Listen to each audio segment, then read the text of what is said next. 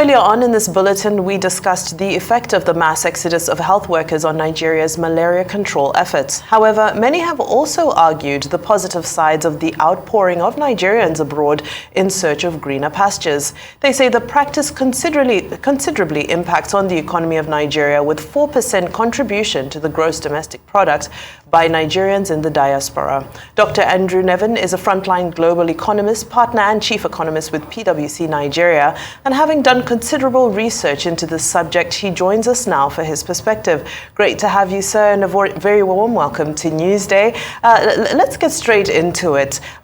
Do you feel that the brain drain gets a little bit too much of a negative rep, considering how much of a benefit we are getting in the Nigerian economy from remittances?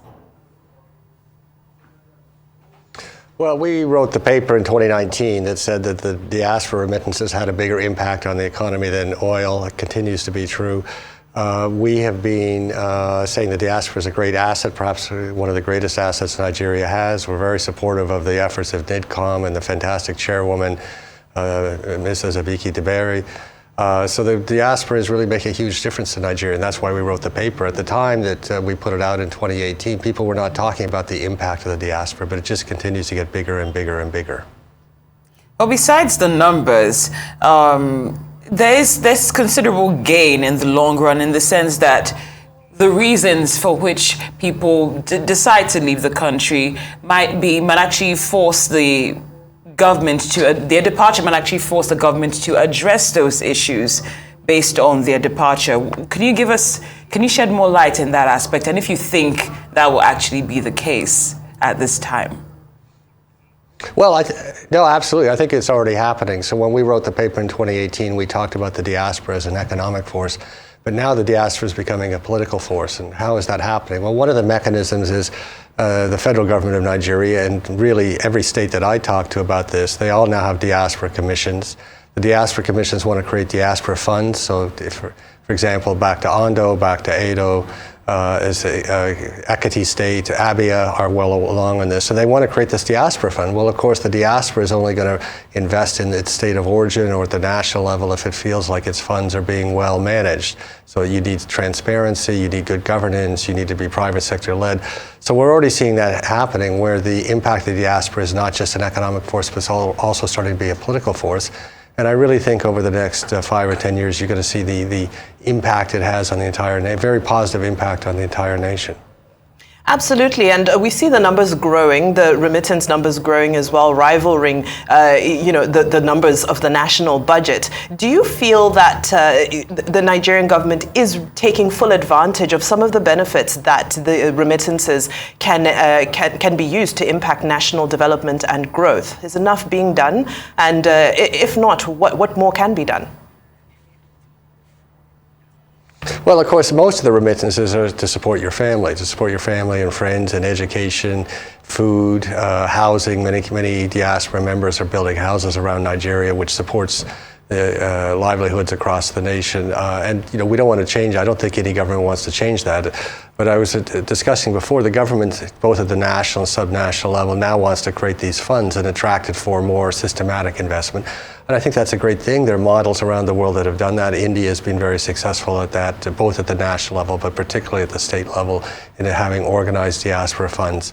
So the states, as I said, are going to be, I don't mean forced in a bad way, but are going to be required to create fund structures that are attractive to the diaspora and really contribute to the development of the state's economy and society. And of course, the diaspora is going to demand accountability. Of course, there's also the more direct political action. I was at the National Diaspora Day, which is July 29th, chaired by Chairwoman Abiki Debere. And one of the things that came back from the diaspora people at the conference was they want the vote. And of course, I can't really comment on political matters, but you can see this increasing political muscle or political will of the diaspora. Indeed. Of course, we know that emigration is inevitable in cases like what we've seen in Israel, even though I don't think it's fair to use that as a basis for comparison. But if we want to draw lessons from Israel, they experienced a bit of a balance in terms of the rate at which the citizens emigrate and also return to the country. But the main factor there is that the government has not diminished the trust of the people.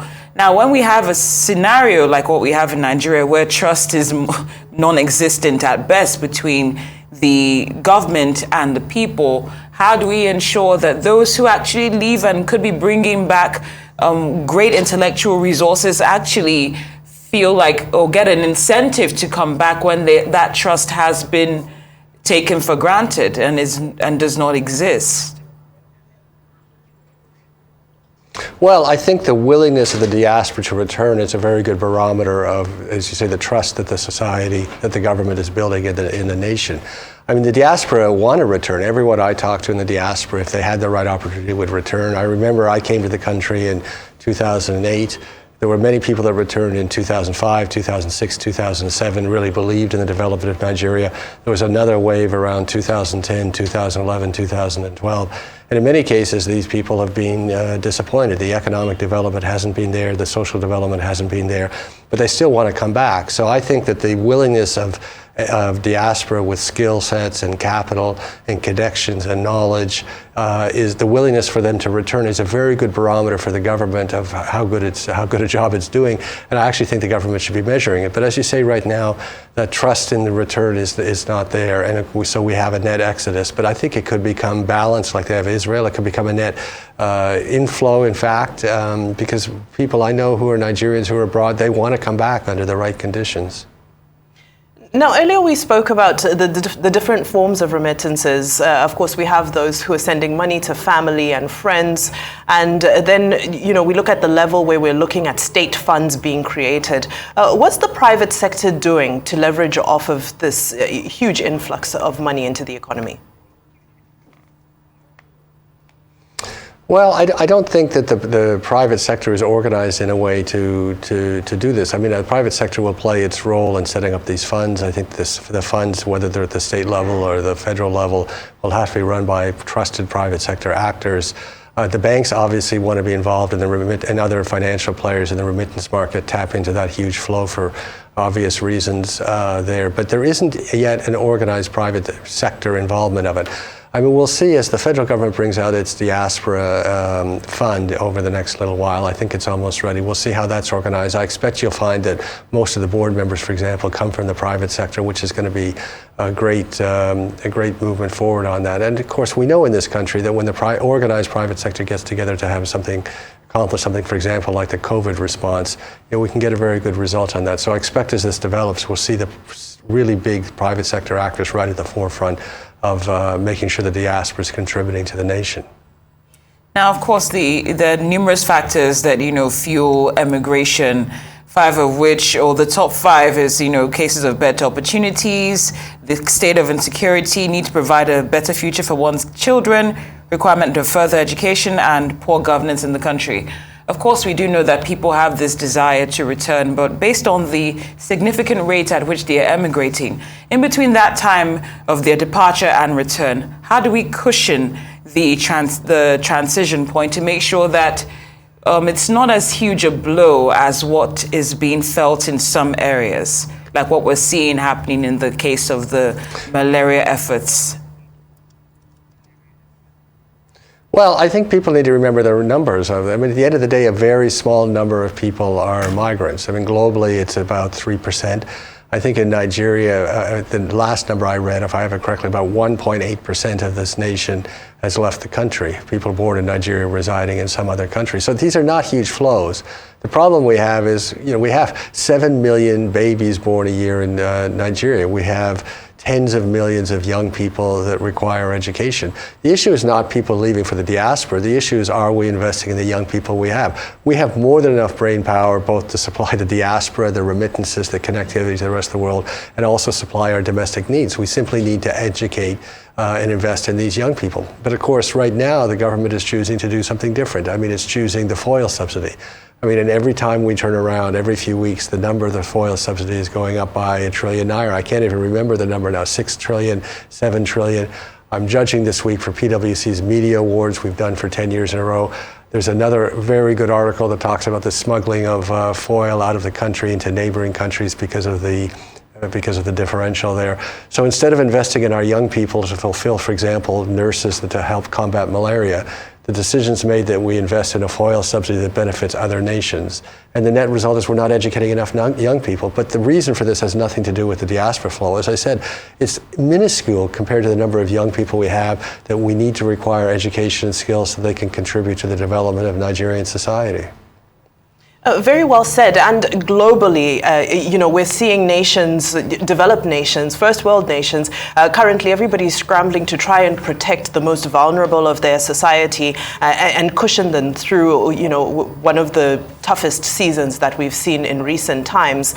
Now, let's look at these remittances and the trends that we foresee over the next few months as, of course, we project hardship in some of the major countries where these remittances are flowing from.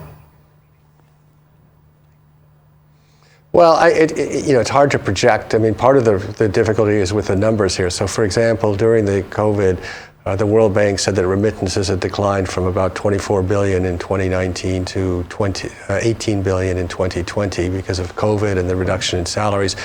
We don't think that's accurate. It's not a criticism of the World Bank, but they only measure the official flows. Of course, what happened during that time was the spread between the parallel market and the official rate increased on that. And so more money came through the unofficial channels, which is not really measured. So it's hard to know the total flow. What I do know is that if you take the US, the average Nigerian in the diaspora earns more than the average American. They're which is extraordinary for such a young diaspora.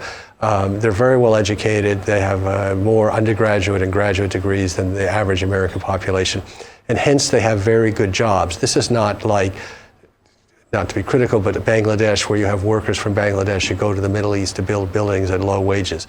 This is for doctors, engineers, lawyers, professionals, software developers, accountants in the United States, in Canada, in the United Kingdom, and increasingly elsewhere. So they have done very well relatively during the pandemic. They didn't see their wages decline, and I think they continue to send money back to Nigeria because they know how critical it is. So yes, the world is going through a difficult period, but the diaspora is growing. The diaspora is getting more senior in their jobs. So I don't expect the flow of diaspora funds to decline to Nigeria, despite the hardship that we're going to see in some developed nations.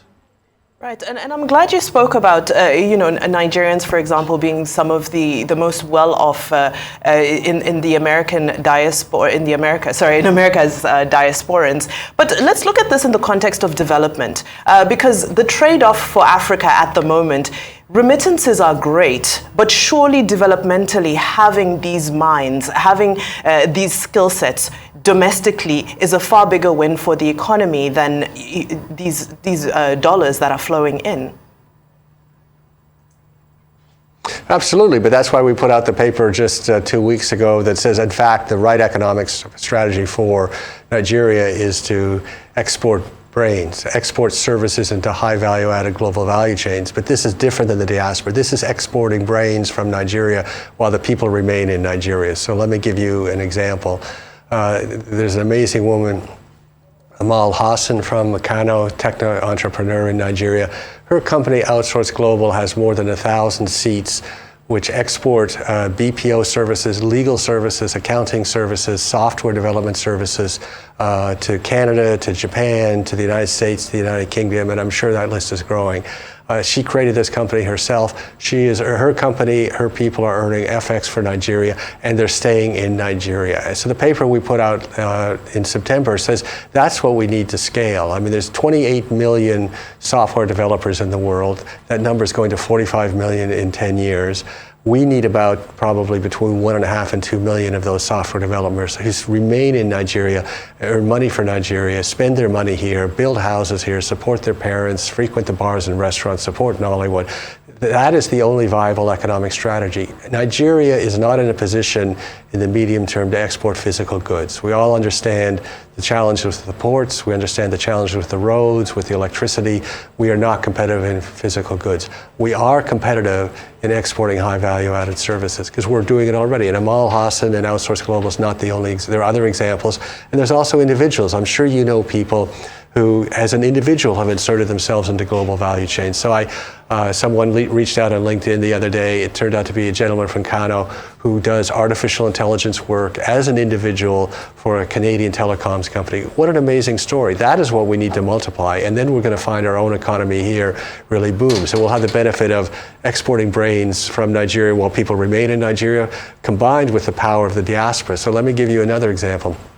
I'm involved with a Diaspora, Diaspora member in Canada who's created a great financial services company in Canada. He outsources his software development to Nigerian developers. He's comfortable with them. He knows how to lead and manage those people. So he's created 5 or 6 jobs as a little tiny startup company in Canada, because combining the diaspora with the brain exports of Nigerian young people. So those 2 strategies can work together. But the paper that we put out right now that talks about the exports of brains while remaining in Nigeria, for us it's the only viable strategy. We are not going to be exporting physical goods. We are not competitive in the world market on that for a very long time. But we are already competitive exporting high value added services, and we can float the entire economy. We can fix our balance of payments problems. Of course, oil as a source of FX has dried up between the reduction in production from 2 million barrels a day when I arrived to about 1 million barrels a day now, and the size of the foil subsidy. There is no surplus from the oil proceeds. So our only alternative is to rotate from oil to something higher value added. Let's rotate to Nigerian brains. It's the most valuable asset we have. Very well said. Dr. Andrew Neven, frontline global economist and partner and chief economist with PwC Nigeria. Thank you so much for joining us on Newsday. We appreciate your time.